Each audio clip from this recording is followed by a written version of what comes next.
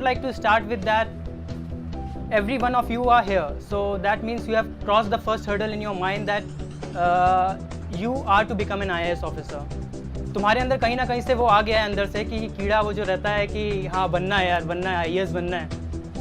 सो एक चीज़ तो तुमने कर ली है.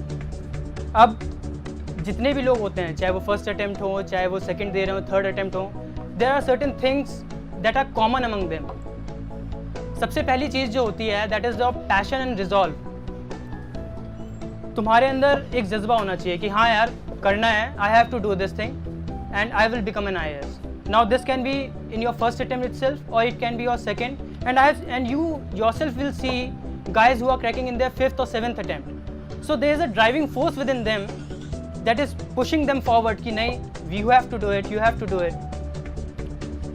जैसे तुम लोगों ने अगर मांझी पिक्चर देखी हो तो what he says, a reporter asks him that he says that sir आप बड़े रिपोर्टर क्यों नहीं बन जाते हो? तो reporter says that it is very difficult. Then Manjhi says पहाड़ तोड़ने से भी मुश्किल है क्या? So it is like that. So you have to keep motivating your self.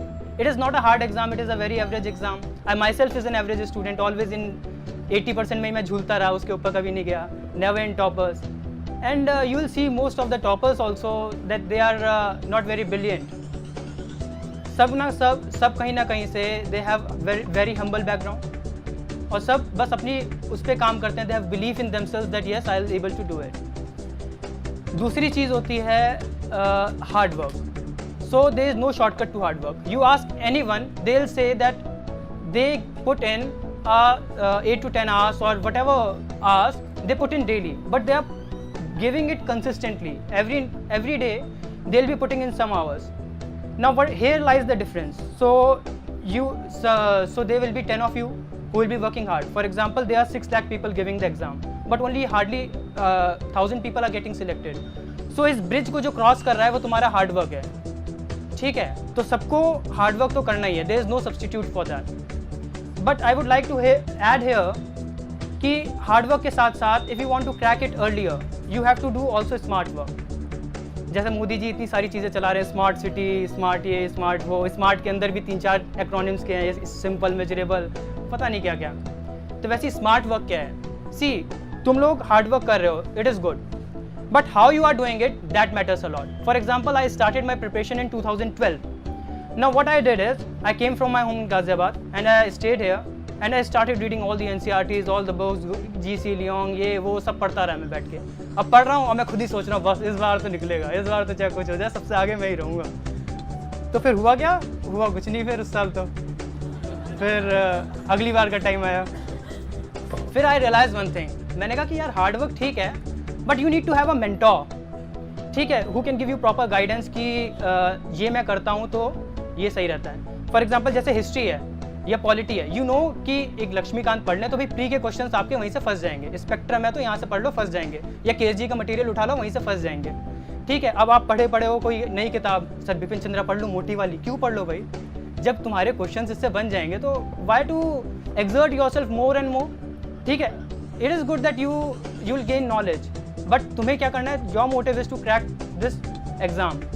तो उस हिसाब से तुम keep it simple and work hard. अब यहाँ पे मुझे क्या हुआ कि अगले साल मैं गया खान सर के पास. तो खान सर ने मेरी डिफिशेंसीज को हाईलाइट करा दैट ओके अंशुल, जैसे उस साल मैंने क्या हुआ था कि मेंस में मैंने काफ़ी मार्क्स छोड़े थे because it was the new pattern. So from next year so मैंने क्या करा था कि 50-60 नंबर पहले पेपर में छोड़ दिया था. एंड आई वॉज लाइक अब कैसे होगा एग्ज़ाम. ठीक है, तो उस साल नहीं हुआ था. तो फिर खान सर के साथ मैंने बैठा, फिर डिस्कस करा. तो Khan sir introduce me to the way of answer writing. जैसे कि इंट्रोडक्शन है, तो he told me that you don't have to write any new quote every time. What you have to do is you have to see the question and you have to वहीं से तुम introduction से ही तुम introduction जो बनाओगे वो तुम अपना क्वेश्चन से ही बनाओगे. You don't have to work hard कि यार वो अच्छा लिख देता हूँ, ये लाइन जो लिखूंगा शुरुआत तो एकदम बहुत इंपैक्ट पड़ेगा, ऐसा कुछ नहीं है. बस इंट्रोडक्शन वो जो क्वेश्चन से बनेगा ना वो सिंपल भी बन जाता है और वहीं से मिल जाएगा तुम्हें. दूसरा होता है बॉडी. सो मान लो यूनिफॉर्म सिविल कोड पे क्वेश्चन आता है, सो सबको पता है भाई प्रोस क्या है, कॉन्स क्या है, एवरीवन विल राइट.